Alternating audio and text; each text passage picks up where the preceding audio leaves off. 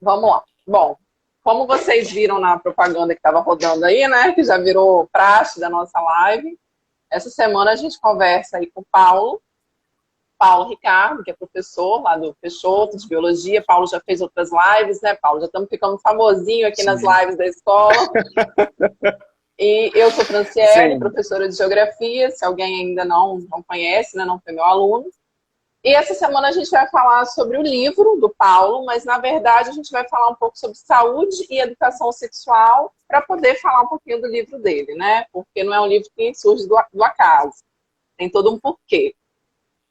E, primeiramente, Paulo, quer se apresentar, falar mais alguma coisa? Para explicar para a galera, né? Bom, meu nome é Paulo Ricardo, sou professor de biologia, trabalho no turno vespertino, né? Então, para a galera que for da manhã, talvez é a primeira vez que a gente está tendo contato, sejam todos bem-vindos. Legal.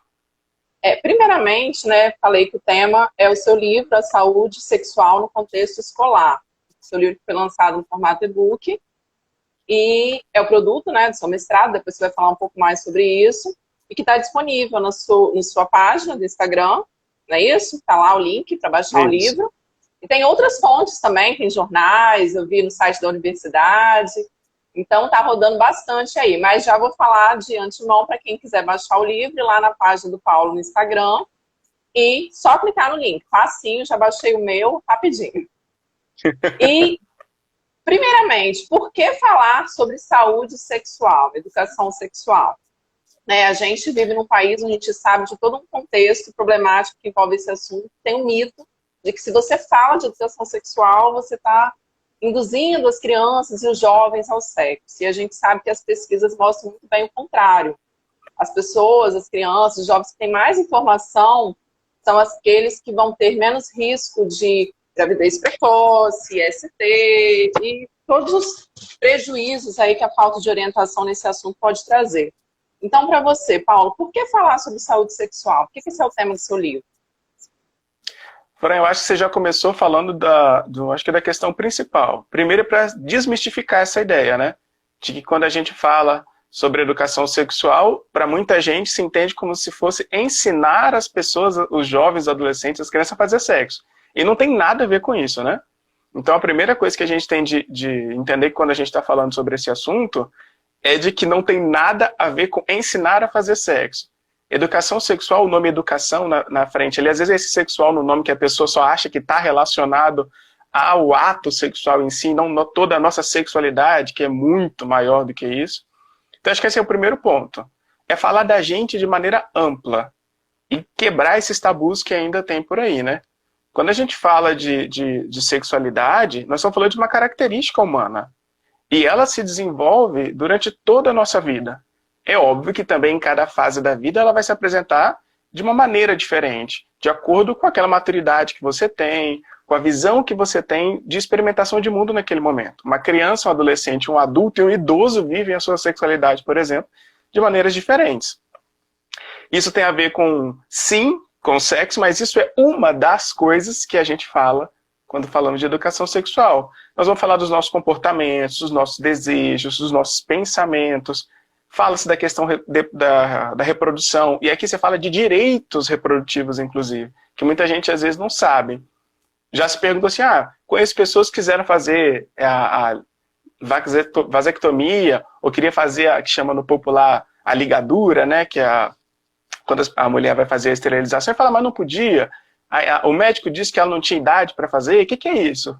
Tudo isso a gente trata, por exemplo, quando nós estamos falando de Uhum. educação sexual. Nós estamos falando também de ensinar as crianças sobre o próprio corpo.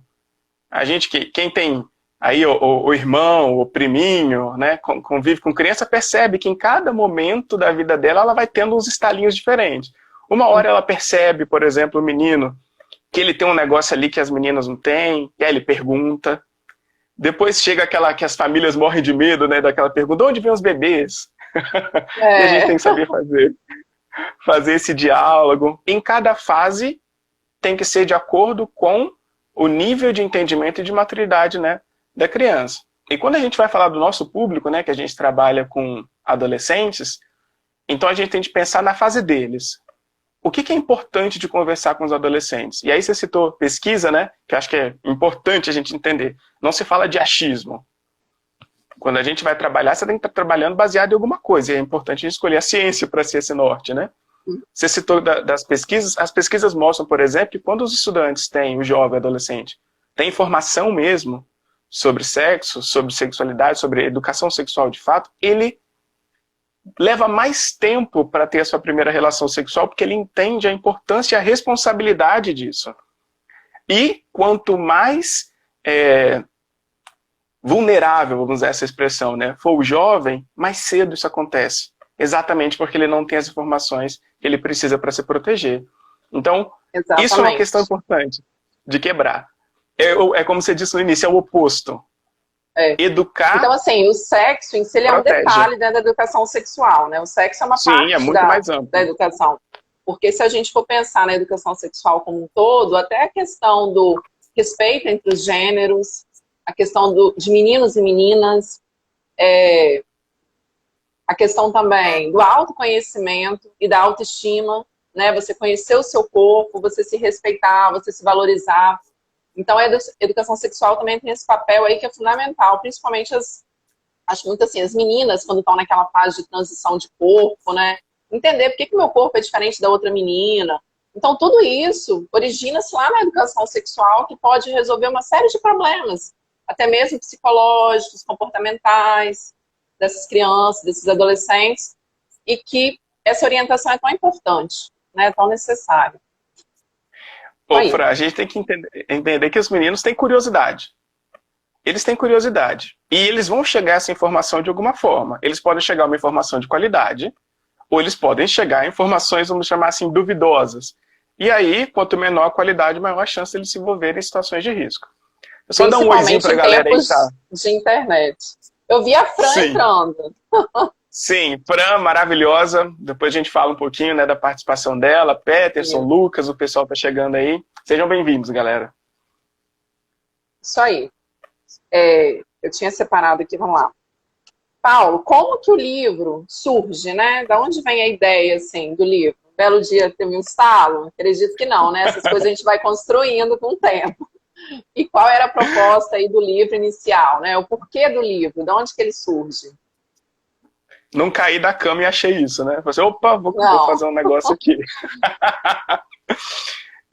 O livro tem relação direta com o mestrado, né? Quando eu entrei no programa chama ProfBio, que é o mestrado para professores de biologia, uma das questões que a gente ia desenvolver era um produto, ou seja, eu tinha que devolver algo para os outros professores também, né?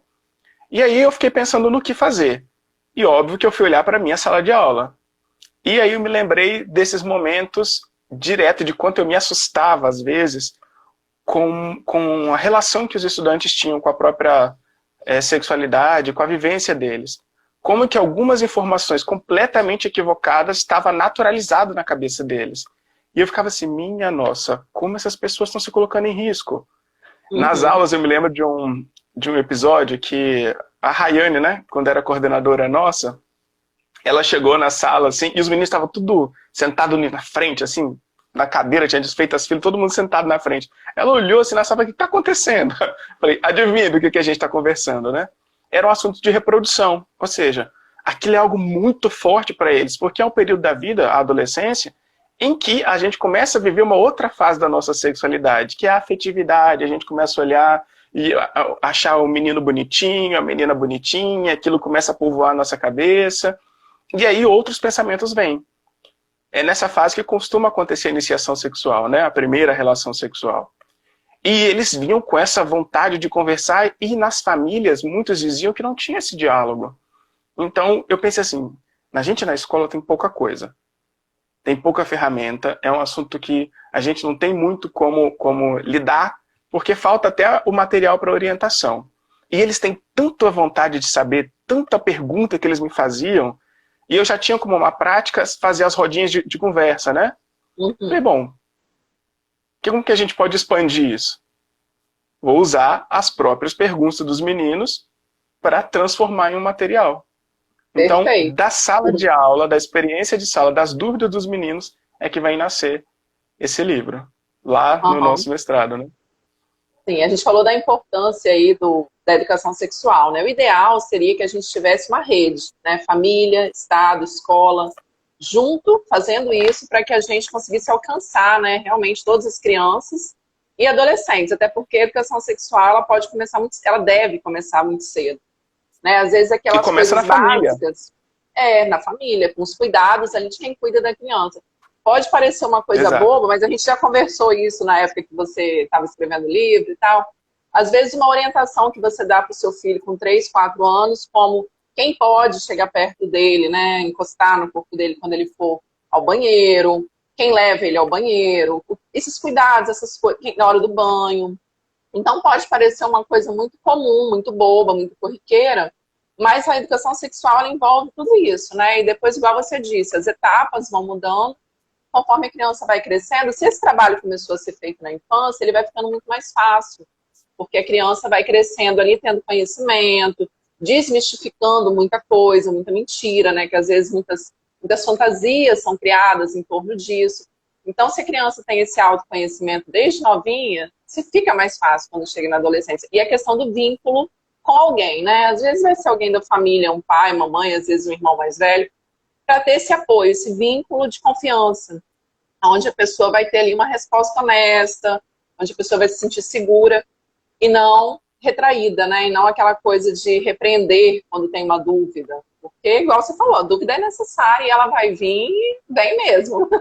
Desde a infância, adolescência, até a gente adulto, né? Isso aí é natural, faz parte. Lá no seu livro começa falando, a saúde é inerente, a sexualidade é inerente ao corpo humano. Então, faz parte. Somos nós, não Faz tem parte jeito. da gente. E se a É. gente não cria essas barreiras, né, Fran, é muito mais fácil passar por isso. É só a gente lembrar, assim, quem conversa com os nossos pais, nossos avós e tem essa liberdade, eles contam muito, falam assim, às vezes na minha família não se falava sobre isso, eu só fui descobrir quando casei, ou era uma coisa Uhum. muito, assim, que quem falava às vezes era um irmão ou uma irmã que dava alguma orientação, era algo muito proibitivo. E hoje a situação é completamente diferente. Se a gente não orientar, a gente está colocando nossos filhos e filhas em risco. Cada Isso que você vez falou é mais. perfeito. Criar essa ponte em casa. A família é a primeira fonte de orientação. Então ela precisa ter esse diálogo para, inclusive, proteger. Eu gosto muito dessa palavra, de proteger os filhos. Esse exemplo que você citou, né? De quem te leva ao banheiro, quem te dá banho, quem pode fazer isso, a criança que tem essa orientação, ela não vai permitir que um adulto, por exemplo, que ela vai falar, minha mãe disse que não pode, minha mãe disse que não pode ser você que vai encostar em mim, minha mãe falou, meu pai falou. Isso fica na cabeça da criança. Isso evita que ela seja, por exemplo, uma vítima de abuso, né? Até porque a maior parte dos abusos vem de pessoas próximas à criança, né? Quanto mais novinhas, as pessoas mais Exatamente. próximas são. Uma estatística triste, mas é real. Quem é o Isso aí. público-alvo do seu livro, Paulo? A gente está falando de um assunto, né, que interessa muito a todos, mas o público-alvo, a quem se destina o seu livro? Olá, Rafa. Vamos chegando aí. Ô, Fran, uma preocupação grande, assim, e ainda é para mim, né? Foi quando estava produzindo, escrevendo, era pensar no leitor. Eu não queria escrever, por exemplo, um material que fosse destinado somente a especialistas, que um outro professor de biologia apenas pudesse ler e entender para trabalhar com os seus estudantes. Eu queria que fosse uma coisa ampla, que qualquer pessoa, um adolescente, um adulto, o pai lá na sua casa, quem quiser ler, vai entender. Então, quando eu pensei, é óbvio que, até pelo programa, eu tinha que pensar em algo para voltar para a escola, né? Então, ele é voltado, sim, a professores, para que essa orientação possa ser feita, mas uma preocupação que eu tive foi que a linguagem fosse acessível a todos. Ele é formalmente para professores, mas um adolescente que conseguir pegar vai ler e vai entender. A pessoa que nunca estudou na vida dela a biologia vai entender. Não precisa ser formado, não precisa ser especialista. Um adolescente, um adulto, qualquer pessoa que quiser, consegue ter acesso e entender o livro. Essa era a minha maior preocupação. Perfeito. Inclusive pais que acham que de repente não tiveram uma boa educação sexual ou têm dúvidas, né? Porque surgem dúvidas. É legal ler, porque o livro ele é muito bem feito, tá? Muito bem escrito. O livro é maravilhoso. Ele trata Obrigado. da parte técnica e da parte, como você mesmo disse lá para mim, né? A parte social.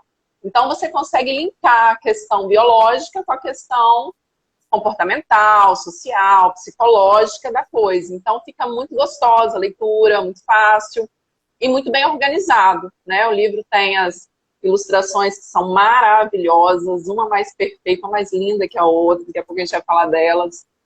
E tudo muito bem referenciado, tudo muito bem organizado, muito capricho, dá para ver que envolveu assim muito carinho, né? A gente sente ali quando vê o livro um carinho muito grande no trabalho. Com relação à participação dos alunos, eu acompanhei um pouquinho, né, como colega lá de trabalho, a gente vê que os meninos e meninas se envolveram muito na elaboração das perguntas, mas também depois na própria formação ali do livro. Fala um pouquinho disso, que é tão interessante. Ele é formado, eu digo assim, ó, ele nasceu e se criou na escola, né? Porque foram mais de 150 estudantes, Fran, que participaram da construção do livro. A Josi aqui tá comentando, né, Josi, professora do turno matutino, eu dei uma roubada. Paulo. Teve uma mãe, a Charlene, que comentou agora, meu filho está lendo, o livro está ótimo. Que bom, Charlene. Muito feliz, né, Paulo? Sim. A Josi, eu fui lá nos alunos dela, roubar os alunos dela também para participar, né? Porque quanto mais gente tivesse contribuindo, melhor. Então, a primeira coisa é a grande participação dos alunos, né? Foram mais de 150 estudantes fazendo perguntas. Eu entreguei para eles uma fichinha, entreguei para todos. Não interessava se ele ia me devolver ou não, era tudo anônimo. Então entregamos para eles uma fichinha em que ele podia fazer a pergunta que ele quisesse. Eu não direcionei a eles. Eu falei assim, você tem que perguntar sobre isso. Era uma pergunta ampla do que ele quisesse escrever, do que ele tivesse dúvida, quisesse uma resposta. Então entregamos. Teve gente que fez mais de uma pergunta no papel, tinha perguntinhas, às vezes até atrás do papel assim. Então no final tinha mais de 170 perguntas lá, né? Nas fichinhas. Não tinha meu amigo mandou perguntar, não? Tinha. Inclusive, mas dessa vez, como era anônima, né? Eles não precisavam colocar nenhuma informação deles, então saía muito pergunta direto. Mas o meu amigo, o meu primo, meu colega, isso daí são os top das perguntas que tem na sala de aula, principalmente. Então eles levantaram essas perguntas. Eu não tinha definido, por exemplo, antes, sobre o que eu ia falar. Quem determinou o assunto foram os estudantes através das perguntas. Pois eu peguei essas perguntas e categorizei. De que assunto cada pergunta estava falando, né? E essas perguntas que tinham similaridade eu fui juntando. E assim foi nascendo, por exemplo, os capítulos do livro. Eles direcionaram... Eu não incluí informação, por exemplo. Se um aluno não perguntou, eu não coloquei a informação lá. Tudo que está lá foram coisas que os próprios estudantes queriam saber, que eles perguntaram. Bacana. E as ilustrações? Eu vi aqui a Fran, eu não sei se mais alguma das meninas entraram, né? Se alguma delas entrou. Quando eu estava escrevendo, eu falei assim, gente, esse negócio precisa chamar atenção, precisa ser atrativo. E a ideia era que ele fosse interativo, que você pudesse, por exemplo, começar a leitura onde você quisesse, você não precisa seguir uma ordem. A ordem dos capítulos que eu proponho, ela não necessariamente precisa ser a sua ordem de leitura. Então você podia começar de onde você quisesse, de onde a sua curiosidade vai crescer. A minha pergunta foi sobre o quê? Quero saber. Você entra lá naquele capítulo lá e vai ver. E eu falei assim, bom, lá na escola a gente sabe que tinha um monte de gente que adorava desenhar, né? Eu falei assim, vou convidar esse povo. E daí foi o convite aberto na sala, assim, falei, pessoal, eles acompanharam todo o processo do mestrado e perguntei, quem gostaria de participar fazendo ilustração? E aí, 5 meninas maravilhosas se disponibilizaram a fazer as ilustrações. A Fran, que está aqui, que eu vi ela aqui no chat, a Cíntia, a Damaris, a Natália e a Sara, que eram alunas nossas, né, lá do Vespertino. E aí, o que eu fazia? Elas foram as primeiras a lerem o livro, né, que elas tinham informação de privilegiados. Eu entregava o capítulo para elas e dizia assim, olha, qual que é o único critério? Aí tem muita da criatividade dela. Esse elogio que você faz, a beleza das ilustrações, isso é delas. É criatividade delas. Nem você esperava tanto. Não, eu fiquei maravilhado. Ô, Fran, você precisa ver para escolher. Porque às vezes tem coisa que ficou de fora. Porque elas fizeram maravilhosas. Assim, a gente de PL, às vezes, você mostrava algumas coisas e tal. Trabalhando, eu lembro. Foi um processo bem... sofrido. Bem longo ali, E a gente se surpreendendo das coisas. É tão maravilhoso. A gente conversava e dizia, olha, Aqui precisa que, sempre era o único critério, a figura precisa conversar com o texto. E aí a gente dialogava mais ou menos o que tinha de ser, e elas criavam. E elas, olha, era muito legal, elas iam conversando, a gente criou um grupinho no WhatsApp, elas iam conversando. E dali ia dando ideia uma para outra, elas iam decidindo quem que ia desenhar o quê, fazendo o quê, e assim foram montando aquelas sequências maravilhosas de ilustrações. Deram um show. Ela comentou, Fran, querida, foi uma honra. a honra foi para mim, porque vocês, todas as pessoas que leem comentam da beleza do trabalho de vocês. Legal. Olha, essa é uma boa, muito obrigado.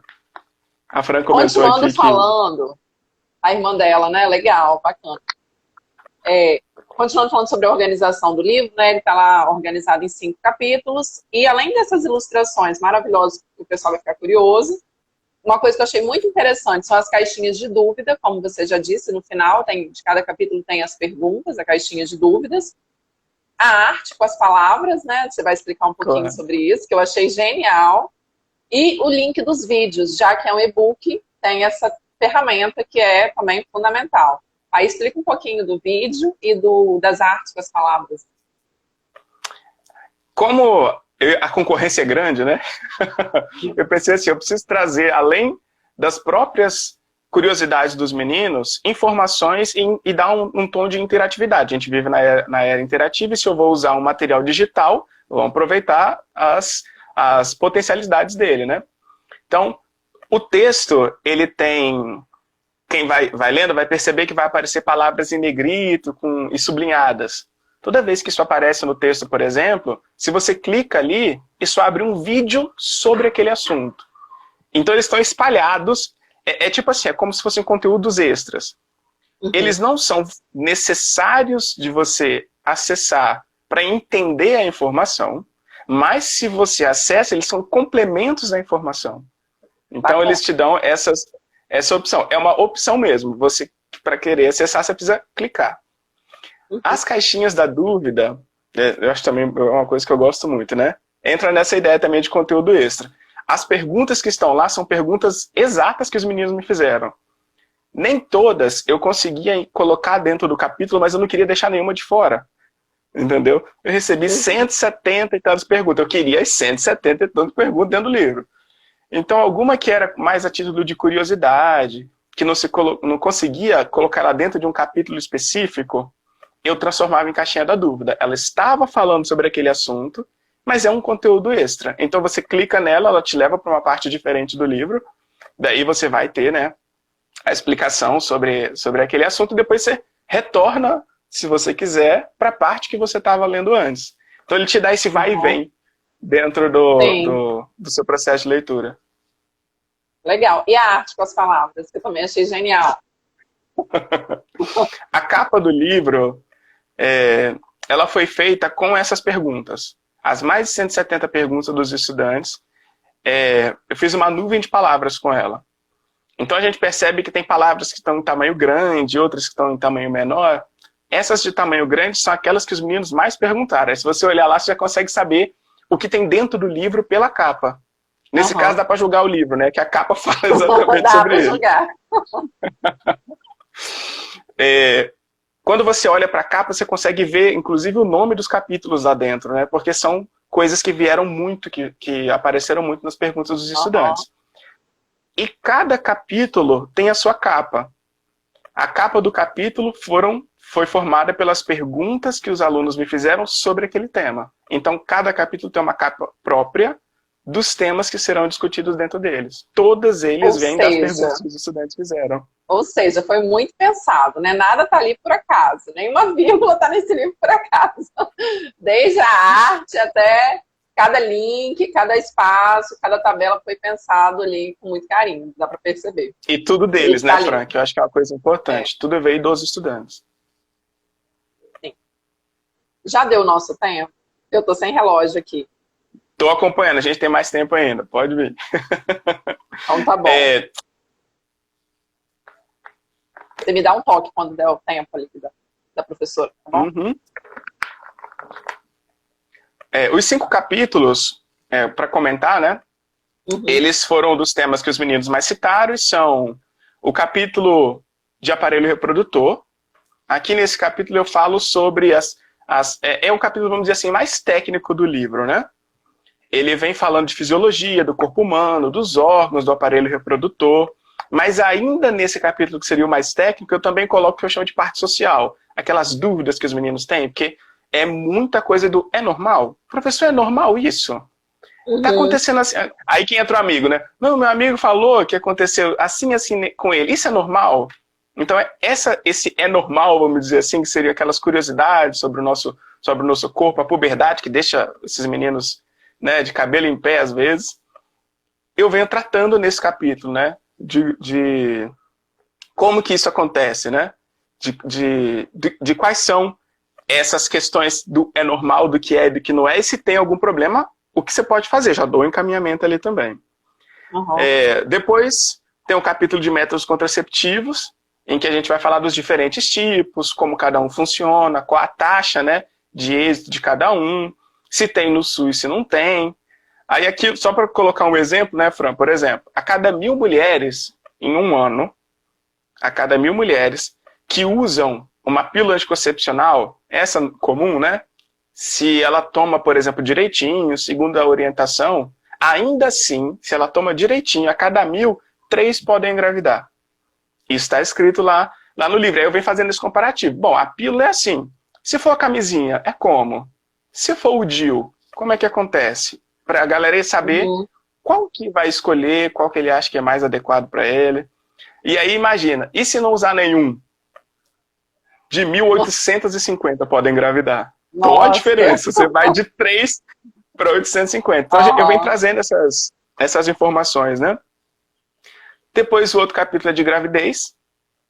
Aí aqui vamos falar de tudo, de ciclo menstrual, de período fértil, de TPM, porque para muitas pessoas ainda é uma dúvida grande, né? E trata da questão da gravidez na adolescência. O Brasil ainda é um país em que muitos jovens têm filhos na adolescência. Em 2017, 480 mil adolescentes foram mães. Então é um número muito alto. Até comparando com países que são próximos da gente, assim, que tem a mesma condição, o Brasil ainda é um país que tem um índice muito alto de gravidez na adolescência. E vem tratando desse tema lá também. Provavelmente isso se deve muito à desinformação, né, Paulo? Porque eu lembro que diferente até de uma região para outra. Eu lembro que uma coisa que você comentava muito, que te chocou mesmo, tá, a ponto, né, de você fazer o livro, era a desinformação. Mesmo sendo professor, conhecendo ali o contexto dos meninos, eu compartilho desse sentimento. A gente, às vezes, se surpreende com a desinformação sobre certos assuntos. Então, a gente tem aquela falsa ideia de que o menino sabe sim, não, ele sabe, ele está por dentro do assunto. Sabem mais que a gente. Isso é muito comum ser dito, porque às vezes eles falam muito sobre isso, né? Tem muito menino ali, adolescente, mas às vezes eles falam de maneira errada, e muita informação errada que corre. E você falou uma coisa legal hoje, na hora que a gente estava conversando, a pornografia, ela deseduca, né?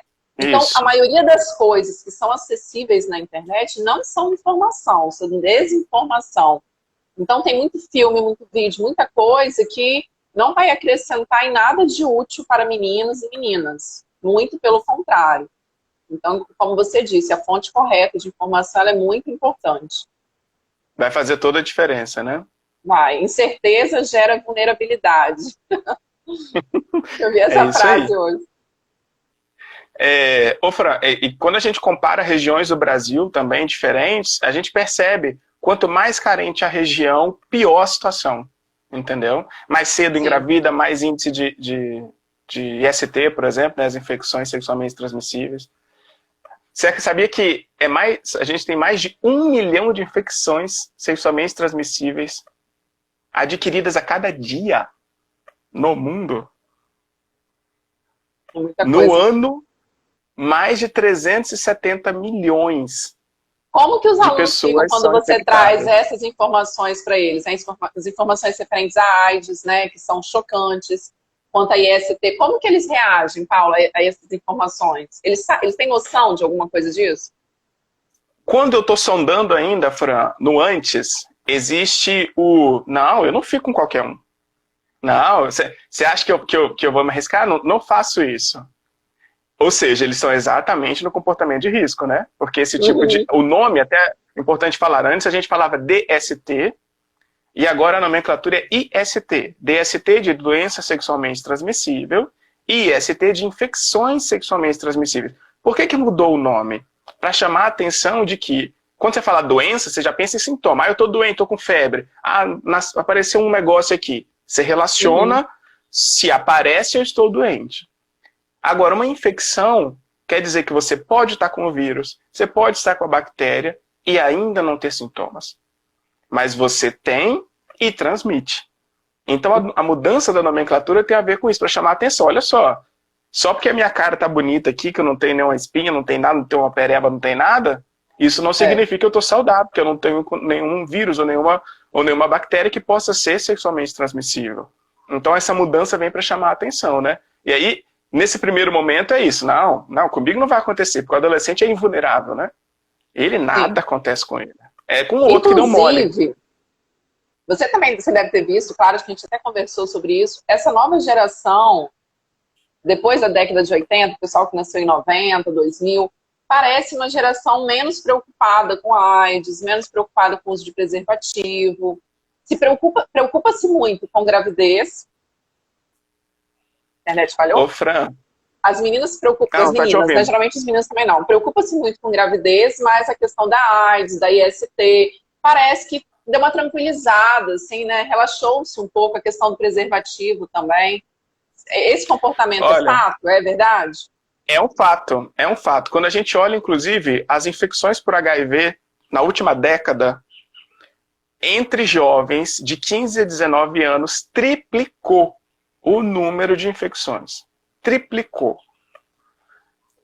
Essa faixa até 29 anos vem subindo muito. Em todas essas primeiras faixas vem subindo. Aí, olha que interessante. A geração que passa dos 30, vai até os 40 e pouco ali, e já está mais controlado. Que é a geração que viveu o ápice do negócio, que via na televisão, que viu a galera morrer.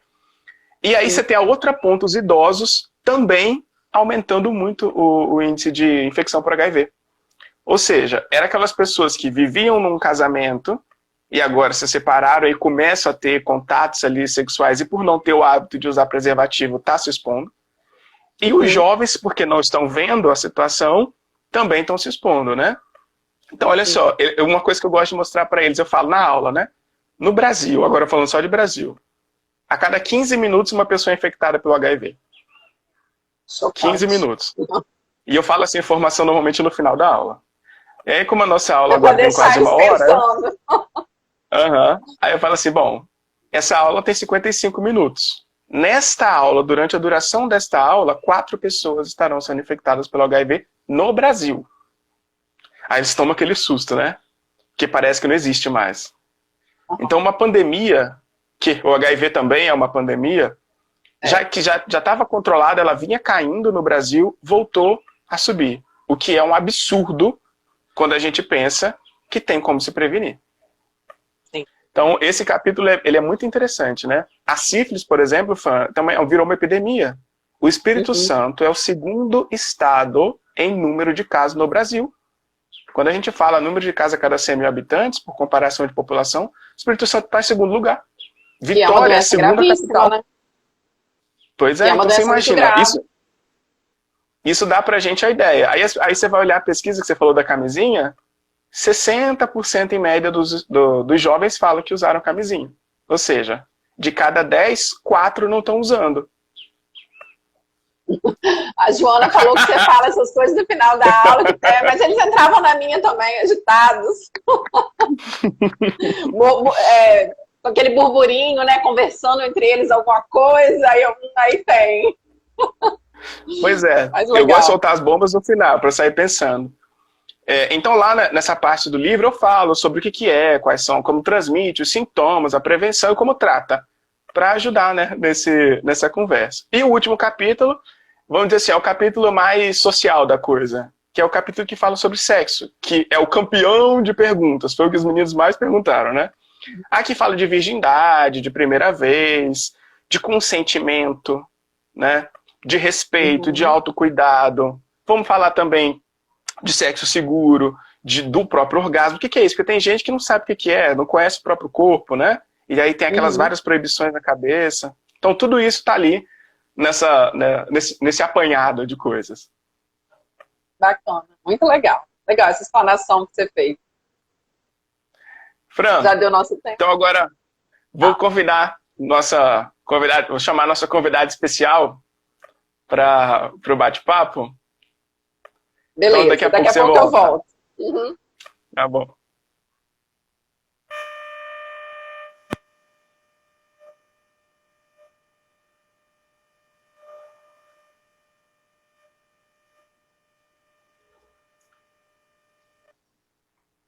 Oi, Ari, tudo bem? Ju, enviei o convite para você. Rafa, o pior é que muita gente não sabe o que é mesmo, hein? Triste essa vida. Ei, Ju. Olá. Olá, boa tarde. Boa tarde. Pessoal, primeiro queria dizer que é um grande prazer, que é uma honra receber aqui na nossa live a professora doutora Juliana. Ela foi minha orientadora no mestrado, né, coautora do livro comigo. E professora da universidade, né? Deixar a Ju se apresentar um pouquinho, depois a gente continua o bate-papo. Boa tarde, pessoal. É um prazer enorme estar aqui, né, participando. Foi um prazer dividir esse trabalho, né, o projeto desse livro com o Paulo, participar de cada linha, né, de cada pergunta. E eu sou Juliana, né? Eu sou mineira, estou no Espírito Santo há 10 anos, né, como professora da UFES aqui em São Mateus. Trabalho, né, dando aula para os cursos de biologia e também na área de saúde, né? Eu sou professora de biologia celular, né, de citologia e também de embriologia. E sou orientadora do programa de mestrado que o Paulo participou, né? Que é o que a gente chama de ProfBio, que é o programa de pós-graduação profissional, né, para professores de biologia. Tá? E aí a gente trabalha nessa área de educação sexual e várias outras áreas, né? Projetos orientando alunos não só de pós-graduação, mas também os alunos dos cursos de licenciatura e bacharelado da biologia aqui em São Mateus. Ju, como é que você entende assim, qual a importância desse tipo de relação, né? Quando a gente leva professores de volta para a universidade, para trabalhar de novo, o que a gente chama de formação continuada, a importância desse tipo de projeto para a universidade e para a escola. A Josi, que está comentando aqui, é mineira também, ó. Tudo gente boa. Cor do pão de queijo. Lá na escola, querida, é uma filial de Minas, tá? A gente tem um monte de professores mineiros. Então, Paulo, hoje, né, assim, a formação de professores no Brasil foi passando, né, por várias fases, a gente foi, né, e hoje em dia a gente tem, né, essa preocupação dessa formação continuada de professores. A educação tem mudado muito, a gente tem muitas tecnologias agora, e o ensino não pode mais ficar como, né, era antes, a gente não pode mais ensinar como nós aprendemos, né? Você ainda é mais novo, então, assim, você já deve ter, com certeza, né, você já teve uma educação diferente do que eu tive. Eu sempre falo para os meus alunos, falava, né, para vocês, quando eu estudei isso na minha graduação, né, quando eu fazia biologia, não foi dado dessa forma, porque as coisas vêm mudando muito, o conhecimento, né, científico vem evoluindo com o passar do tempo, com as novas descobertas. Então, os professores, principalmente aqueles que estão atuando no ensino, voltarem para a universidade, é assim, uma formação, um ganho muito grande, tanto para vocês, enquanto, né, informação, que vocês vão tendo contato de novo com a universidade, com esses novos conceitos, aprimorando os conceitos que vocês já tinham, quanto também para a universidade, principalmente para aqueles professores e alunos que têm contato com cursos de licenciatura, com formação de professor. A gente que atua na formação inicial e na formação continuada é um ganho muito grande. Essa troca de experiências é muito grande.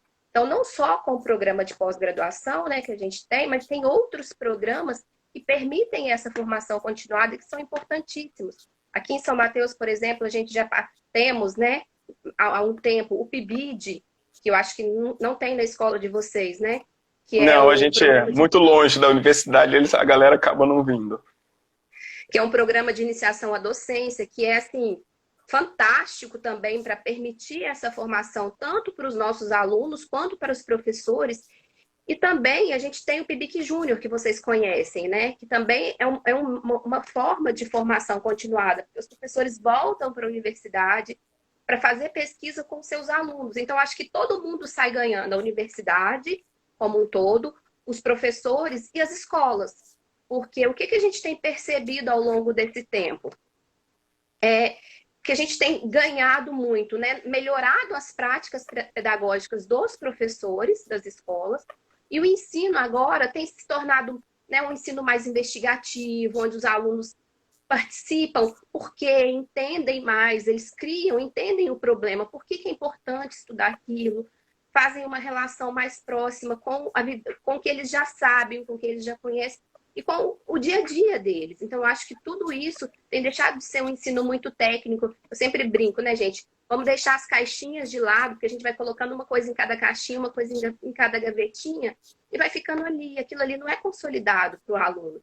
Eu acho que isso tudo, essa formação de professores, tem contribuído para a gente melhorar o ensino como um todo. Não só nas escolas, mas também para a universidade. Porque essa experiência, essa bagagem que vocês trazem é muito importante para a gente, enquanto formador, né, tanto de professores, quanto de vocês que já estão em formação. Já são formados, né, mas que vêm para aperfeiçoar. Essa troca é muito importante, né, Ju? Porque quando a gente vai de volta como professor para fazer a continuação, né, dos estudos, você já tem a prática ali com você já tem a experiência, que você tem a relação com seus alunos, com o seu trabalho, e a gente vai levando para a universidade essas problemáticas. Olha, a escola está assim, nós estamos vivendo isso. Quando a gente falou da educação sexual mesmo, que você me acompanhou, né, na orientação, nasceu da sala de aula e foi um problema que voltou para a universidade para a gente fazer. E agora? O que nós vamos fazer com isso, né? Como nós vamos trazer essas respostas que os estudantes estão precisando, que a escola está precisando, para a gente melhorar essa condição, essa realidade. Então essa via, ela é importantíssima. Pensando um pouquinho assim lá no... Pode falar. Não, o que eu, né, sempre reforço é que essa via é importantíssima, ela tem que ser de mão dupla o tempo inteiro, essa troca é muito importante, porque todos saem ganhando. Olha o quanto a gente tem ganhado. O seu livro é sucesso total no Brasil inteiro.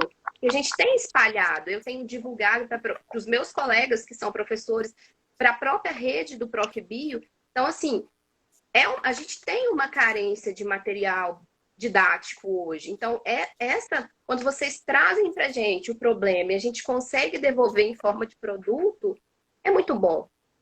E são vários produtos. A gente conseguiu alcançar com um livro, mas não é só um livro. Cada projetinho que você desenvolve na sua escola e que muda a vida de um aluno que seja, isso já é um ganho muito grande para a gente. Né? Ju, pensando um pouquinho no nosso tema, né, que foi o tema de saúde sexual, de educação sexual mesmo. Como é que você vê isso aí na universidade? Você percebe ainda que os estudantes, por exemplo, da graduação estão chegando, ainda trazendo algum tipo de dúvida nesse sentido? Como é que acontece aí? E como é que foi para você o acompanhamento desse processo do livro também, né? Ops, acho que deu uma travadinha ali.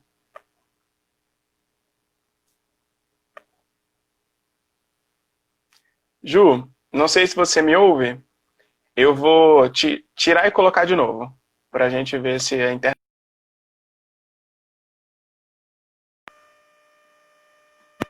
Você continua me ouvindo? Vou te chamar de novo.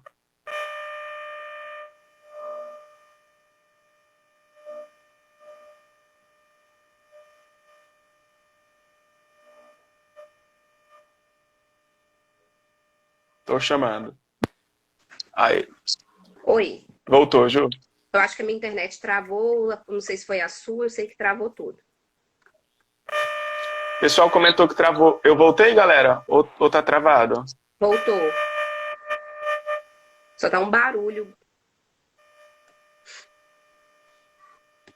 eu tinha perguntado assim, como é que foi a sua experiência também, né? Aí da universidade, com o pessoal que chega na graduação, se isso é um problema ainda aí, e na produção do livro.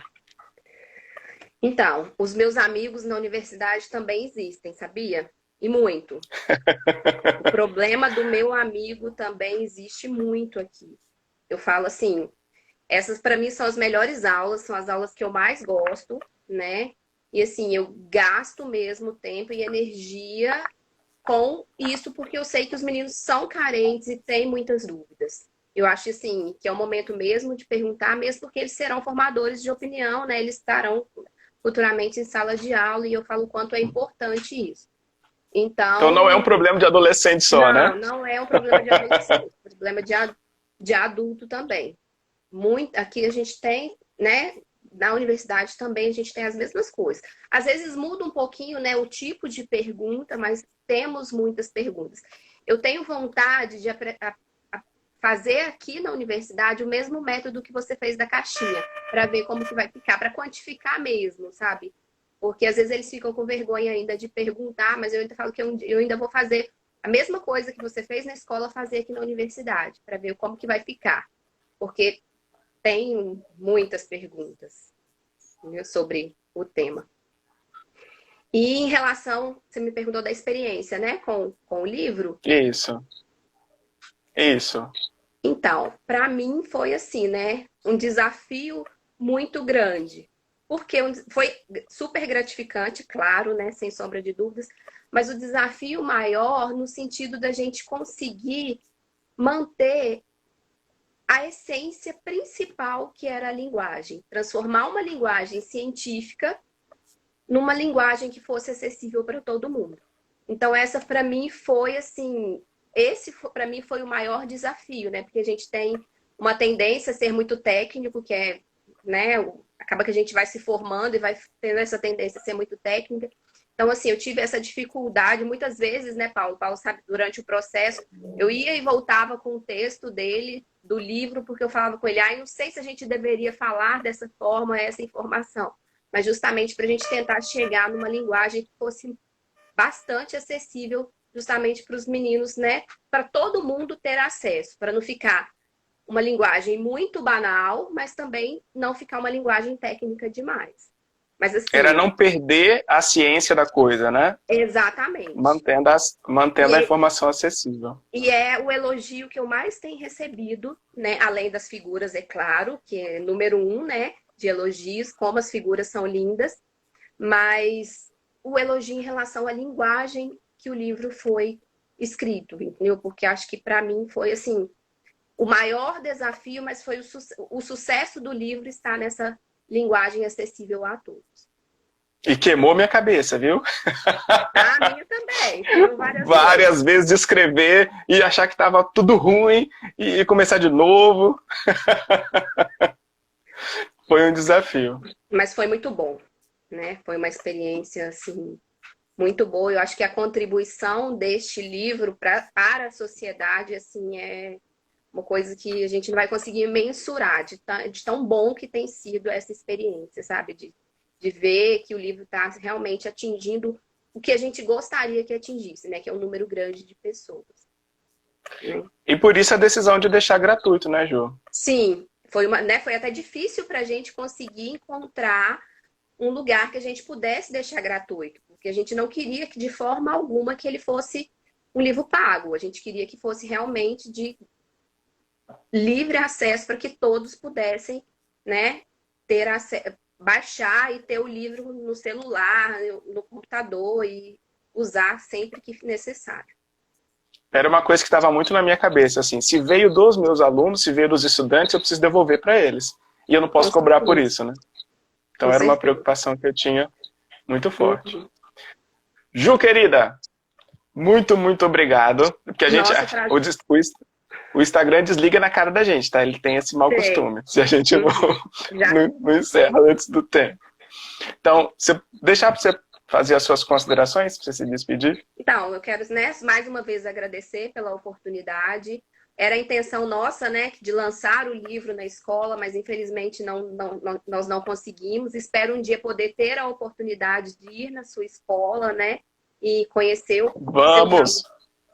conhecer os seus alunos e dar um abraço em cada um deles que contribuiu para esse projeto maravilhoso e que eu tenho um orgulho enorme de ter participado. Foi uma experiência assim, fantástica e que mudou muito a minha vida enquanto professora, enquanto pessoa. Assim. Foi sensacional para mim. Fico muito feliz.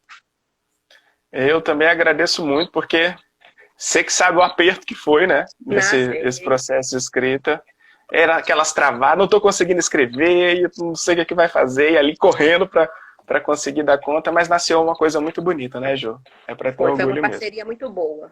Foi muito bom. Muito obrigado, viu, por ter vindo participar, se disponibilizar para vir aqui. E vocês estão de parabéns. Continuem, estamos com a porta da universidade está sempre aberta, viu? Obrigado, viu, Ju? Espero ter os seus alunos como os meus alunos aqui, tá? Oh, seria um prazer, hein? Essa galera é boa, você vai gostar. O convite está feito. Obrigado, Ju. Um abraço. Beijão.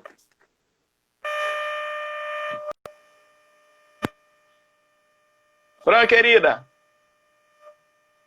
Volta aqui.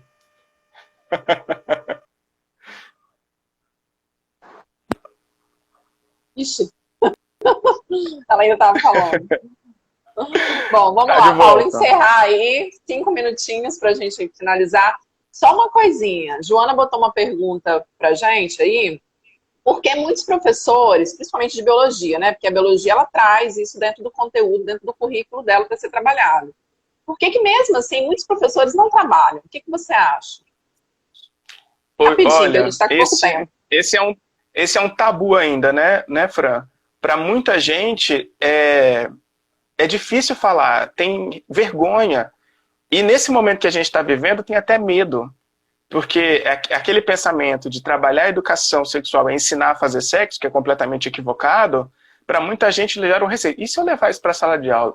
E se eu comentar isso? Será que vão entender como? Será que vão me criticar? E muitos professores acabam ficando com medo de trabalhar, ou tem essa vergonha, e aí acaba ficando mais na parte técnica, às vezes não trabalha muito, a gente não tem muito material mesmo, isso é um fato, tem pouca coisa para ajudar a gente na sala de aula.